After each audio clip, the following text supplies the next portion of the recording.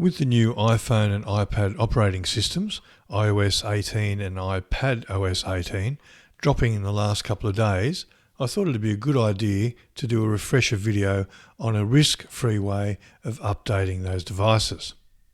Now, I've already updated my iPhone to iOS 18, so mine will look a bit different to yours. There are some differences in the settings as well, but what I'm about to show you is not majorly different. First, let's look if your device has been backed up recently. Go to Settings, tap your name at the top, and then scroll down until you see iCloud.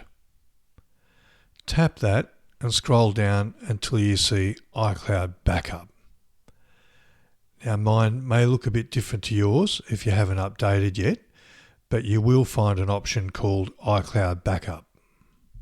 Tap that and check the date of your last backup. If it hasn't been backed up in the last few hours, I would tap the Backup Now option. This will take up to 40 minutes, but if you've been doing regular backups, it may be quicker. Once you've done the backup, come back to this setting to see if the backup was done successfully. Then go back to the main settings view and move down until you see General.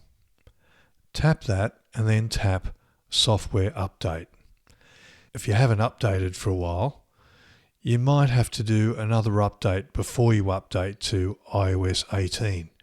But if you see iOS 18 down the bottom here, you can do that update now. This takes about 25 to 40 minutes. So don't do this update until you have Wi-Fi access because it's quite a large update.